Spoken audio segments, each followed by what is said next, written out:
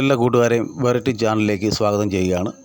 നമുക്കൊരു കുമ്പളങ്ങ മോര് കറി വെച്ച് നോക്കിയാലോ. അതിന് ഒരു 350 ഗ്രാം കുമ്പളങ്ങ എടുത്തിട്ടുണ്ട്. അത് തൊലിയെല്ലാം കളഞ്ഞ് ചെറിയ കഷ്ണങ്ങളാക്കി അരിഞ്ഞ് കഴുകി മാറ്റി വെച്ചിരിക്കുകയാണ്. അതിനുശേഷം മിക്സിയുടെ ജാറിലേക്ക് വലിയ തേങ്ങയ്ക്ക് അരമുറി തേങ്ങ ചെരുകിയത്, അല്പം മഞ്ഞൾപ്പൊടി, ഒരു 5-6 ചെറിയ ഉള്ളി,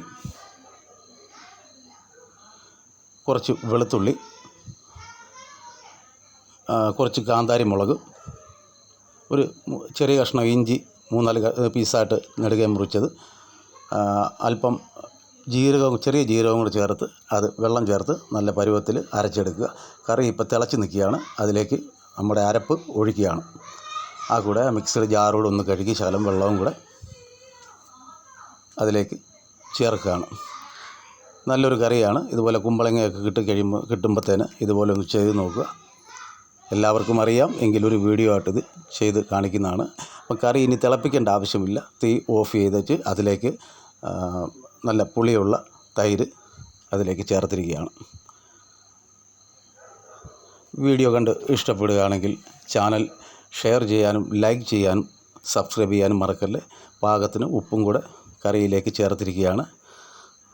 അതിനുശേഷം ഒരു ചീനിച്ചട്ടി വെച്ചിട്ട് കടുക് താളിക്കാനായിട്ട് വെളിച്ചെണ്ണ ഒഴിച്ചിരിക്കുകയാണ്. വെളിച്ചെണ്ണ ചൂടായി കഴിയുമ്പം അതിലേക്ക് കുറച്ച് കടുക് ഇടുക. കടുക് പൊട്ടി വരുമ്പോഴത്തേന് ശകലം ഉലുവായും കൂടെ അതിലേക്ക് ചേർത്തിരിക്കുകയാണ്. ആ കൂടെ ശകലം ചെറിയ ഉള്ളി ചെറുതായിട്ട് അരിഞ്ഞത് അതും കൂടെ ചേർക്കുക. വറ്റൽമുളക് ചേർക്കുന്നതിന് പകരം ശകലം പഴുത്ത പച്ചമുളക് 2 ചെറുതായിട്ട് അരിഞ്ഞത് ആ കൂടെ ചേർത്ത് ആവശ്യത്തിന് കറിവേപ്പിലയിട്ട് നല്ലവണ്ണം ഒന്ന് വഴറ്റിയെടുത്തിട്ട് കറിയിലേക്ക് ആ കടുകും കൂടെ താളിച്ചൊഴിക്കുക. നല്ലൊരു കറിയാണ്.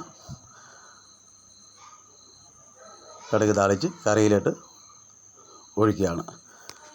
വീഡിയോ കണ്ട് ഇഷ്ടപ്പെടുകയാണെങ്കിൽ ഇതൊന്ന് ഷെയർ ചെയ്യുക, ലൈക്ക് ചെയ്യുക, സബ്സ്ക്രൈബ് ചെയ്യുക. വീണ്ടും ഒരു വീഡിയോ ആയിട്ട് വരുമ്പോഴേക്കും എല്ലാവർക്കും ബൈ.